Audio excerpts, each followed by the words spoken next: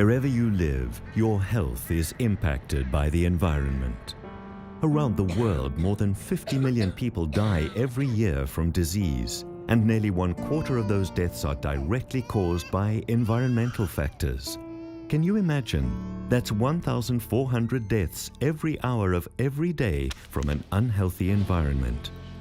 The hardest hit are those in low and middle income countries, especially in Africa, Southeast Asia, and the Western Pacific. And the young and old are most severely affected.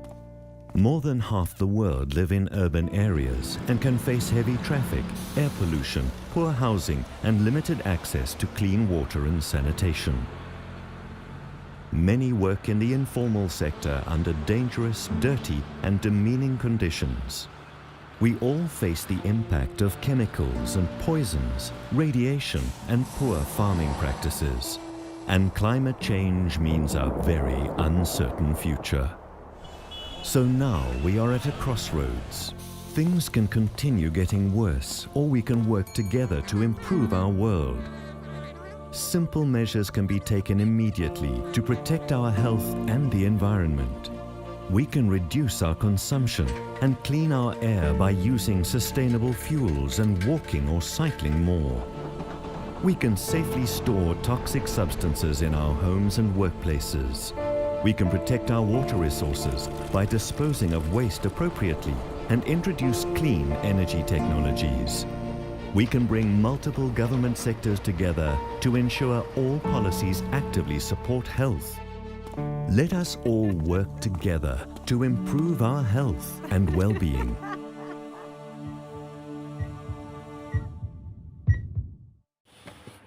Halo semuanya, selamat datang di podcast edukasi kesehatan bareng aku Siti Latul Falah dari program studi gizi Fakultas Ilmu Kesehatan Universitas Singapura Bangsa Karawang.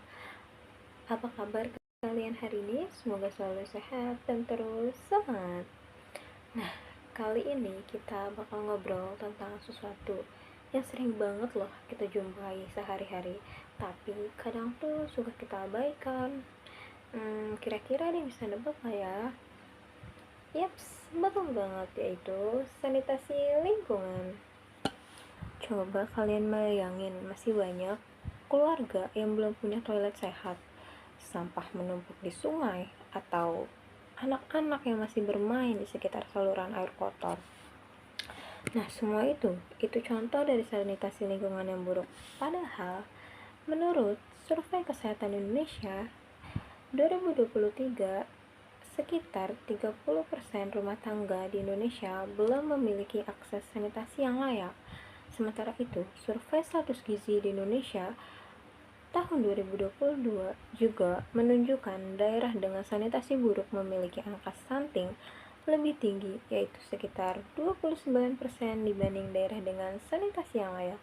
Nah, jadi jelas banget masalah sanitasi bukan sekadar soal kebersihan, tetapi juga erat kaitannya dengan kesehatan dan status gizi kita. Yuk kita bahas lebih lanjut. Nah, apa sih sanitasi lingkungan itu? Sanitasi lingkungan adalah upaya pencegahan penyakit dengan cara mengelola faktor lingkungan yang berhubungan dengan rantai penularan penyakit, terutama yang berasal dari air, tanah, dan kotoran manusia.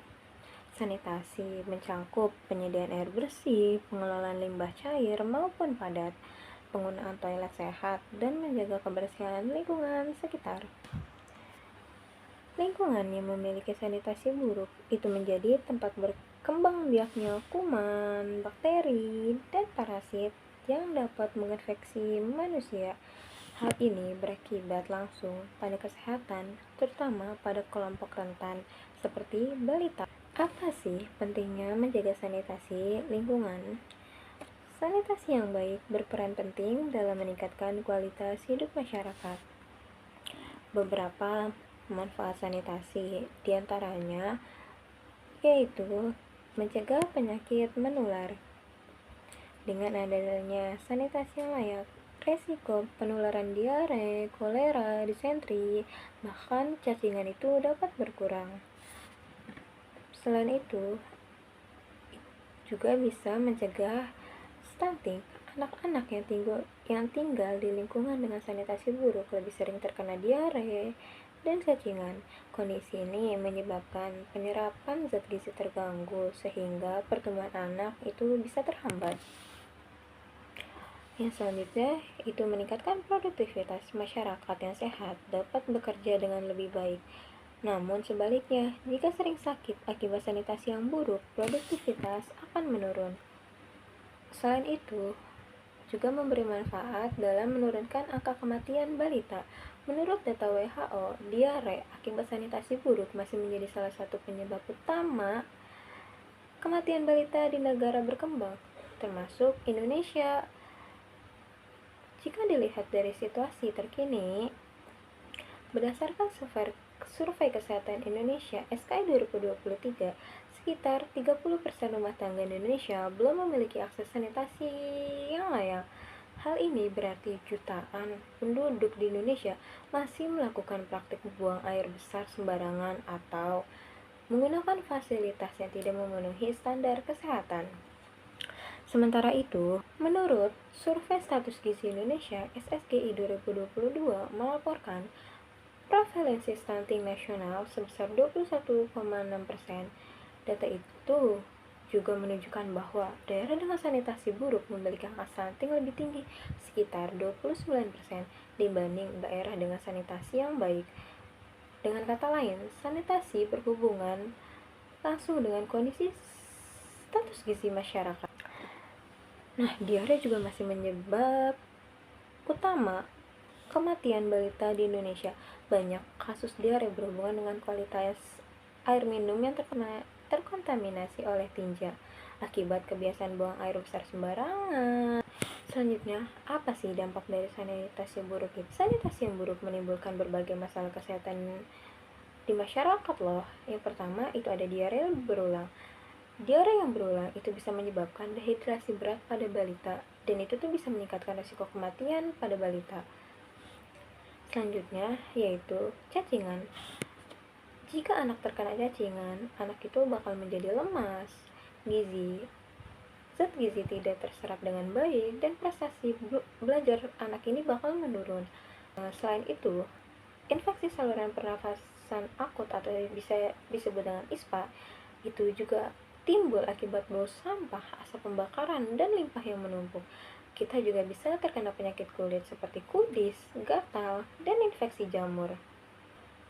Dan anak-anak juga bisa mengalami stunting. Anak dengan gagal tumbuh karena infeksi berulang itu bisa menghambat penyerapan gizi yang ada di dalam tubuhnya. Dan dampak-dampak tersebut itu tidak hanya mempengaruhi kesehatan individu, tetapi juga berdampak pada produktivitas masyarakat dan pembangunan nasional. Apa saja sih kebiasaan buruk yang dapat memperparah sanitasi?